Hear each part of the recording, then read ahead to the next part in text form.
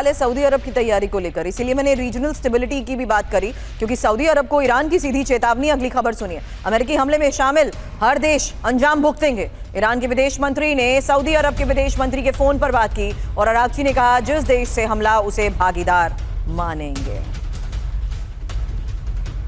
वहीं ईरान पर अमेरिकी हमलों के खिलाफ सऊदी अरब और सऊदी के प्रिंस सलमान ने ट्रंप को चेतावनी भी दी। सऊदी ने ट्रंप से तनाव कम करने को कहा। ऑयल फील्ड पर और हमले नहीं चाहता है सऊदी अरब। एक्सियोस की रिपोर्ट में बड़ा दावा। तो जंग रोके अमेरिका, सऊदी की वार्निंग। और सऊदी अरब के प्रिंस सलमान ने ट्रंप से फोन पर बात की है। ईरान पर हमले रोकने और तनाव कम करने को भी कहा है। खाड़ी के देश हमले रोकने की कोशिश कर रहे हैं, प्रिंस सलमान ने कहा। और ऑयल फील्ड पर अब और हमले सऊदी अरब नहीं चाहता है। प्रिंस सलमान का संदेश लेकर अमेरिका गए थे रक्षा मंत्री प्रिंस खालिद, और अमेरिका की मदद करने पर हमलों की धमकी दे चुका है ईरान। इस बीच सुधाकर सर, वल्नरेबिलिटी ये शब्द हम इसीलिए इस्तेमाल करते थे सर, क्योंकि ये पूरा रीजन जहां जहां पर यूएस एसेट है उसी वजह से असुरक्षित हो चुका है। आज के इस हालात के बीच में सर, सऊदी अरब क्या वाकई आपको लगता है डोनाल्ड ट्रंप के साथ बातचीत करते हुए इस स्तर पर एस्केलेट होती सिचुएशन को रोकने की सिर्फ कोशिश कर रहा है, या सिर्फ अपने एसेट्स को बचाने की बात कर रहा है?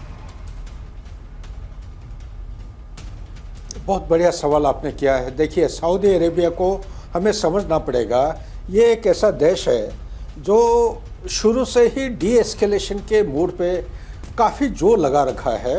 यूएसए को कोई बार बोल चुका है, ईरान के साथ ट्रैक टू डिप्लोमेसी डायलॉग चल रहा है कि इसको किस तरफ डी एस्केलेट किया जाए। सो मच सो इनका जो बैकडोर डिप्लोमेसी काफ़ी आगे तक पहुंच चुका है, लेकिन बाहर ओपन सोर्स में नहीं आ रहे हैं। तो ऐसा हालत में अमेरिका सऊदी अरेबिया को खोना नहीं चाह रहा है, क्योंकि अगर आप इसी साल 14 मार्च का पेजेश्कियन की जो प्रेस ब्रीफिंग था, उन्होंने एक बयान दिया था। उस बयान में उन्होंने ये कहा था कि local problem local solution, West Asia का प्रॉब्लम वेस्ट एशिया का सोल्यूशन, हमें बाहर से कोई मदद नहीं चाहिए, आप चले जाओ। उन्होंने डायरेक्टली बोला था अमेरिका को, यहाँ से दफा हो जाओ। और साथ ही ये भी बोला था कि जितने भी जीसीसी और पर्शियन गल्फ के कंट्रीज हैं, इनके साथ मिलजुल के ये एक रीजनल आर्किटेक्चर, सिक्योरिटी आर्किटेक्चर बनाने में उन्होंने शुरू कर दिया है।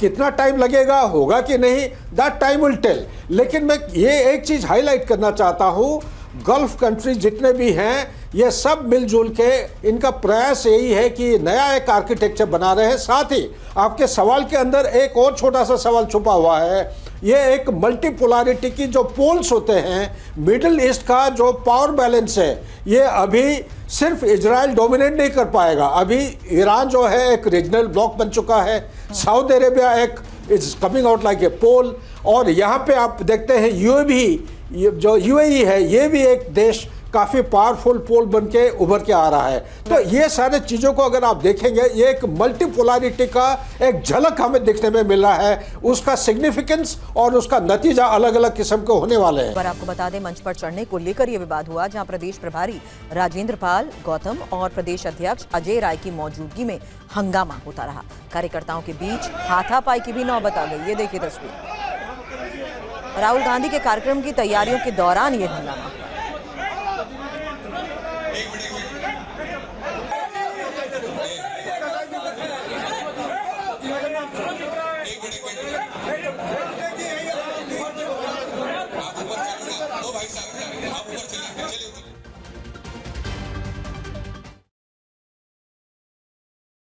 अमेरिकी सैनिकों के मारे जाने का दावा।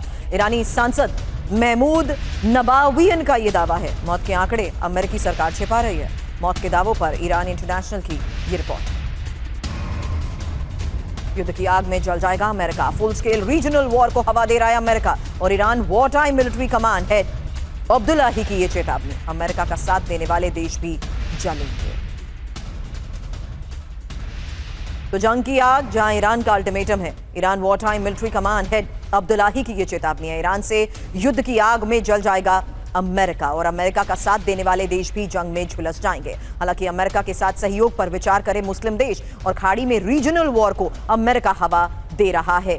एक और बड़ी खबर है, अमेरिका के पास इंटरसेप्टर की भारी कमी, जहां नेवल फोर्स में कमी का सामना अमेरिका कर रहा है और इजरायल को बचाने के लिए ही कम पड़ रहे हैं हथियार। हालांकि अमेरिकी जनरल ने पेंटागन को आगाह भी किया है। द वॉशिंगटन पोस्ट की ये रिपोर्ट बड़े दावे कर रही है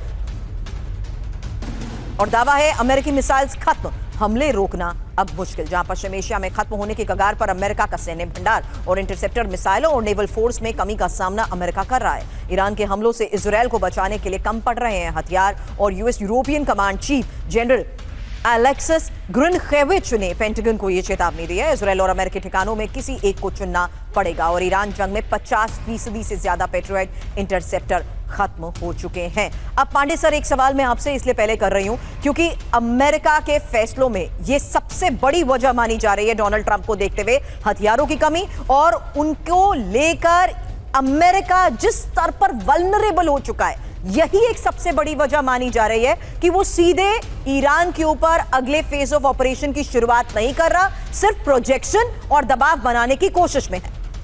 बिल्कुल, आपने पूरे संवाद का निचोड़ एकदम प्रस्तुत कर दिया। और एक और जो फैक्टर है, जो इकोनॉमिक फैक्टर है, कि वहाँ के जो अमेरिकन पॉपुलेशन है वो भी उनके विरुद्ध होती आ रही है। उसका नतीजा, उसका कारण है कि जो गैसोलीन के कॉस्ट है वो लगातार बढ़ रहे हैं और एक चाहे वो कुछ भी करें, इकोनॉमिक प्रेशर अगर पड़ रहा है देश पर, और डोनाल्ड ट्रंप चाहते थे कि मेक अमेरिका ग्रेट अगेन, वो अगेन कैसे ग्रेट होगा, वो उसके लिए उनको लगता है कि वो 24 घंटे में युद्ध शांत नहीं कर पाए, मेगा भी अचीव नहीं कर पा रहे, तो क्या किया उन्होंने, अपने संपत्ति को जरूर बढ़ाया। उनकी मजेदार चीज यह है कि उनकी संपत्ति जो 594 मिलियन थी वो कहा जा रहा है कि 2.24 बिलियन हो गई है। तो ये जो एक प्रकार का जो प्रेशर पड़ रहा है उनके ऊपर, वो चाहते हैं कि किस प्रकार से युद्ध रुके। और मजेदार चीज है कि जब वो घोषणा ऐसी करते हैं तो ब्रूट ऑयल के कॉस्ट डाउन होते हैं, और ये अगर कॉस्ट डाउन होते हैं तो डेफिनेटली जो उनकी पॉपुलेशन है उसके लिए भी कुछ राहत की खबर होगी। तो ऐसे हालात में एक कहा जाए कि सामरिक और कूटनीतिक जो ऊहापोह की स्थिति में डोनाल्ड ट्रंप इसमें जरूर है।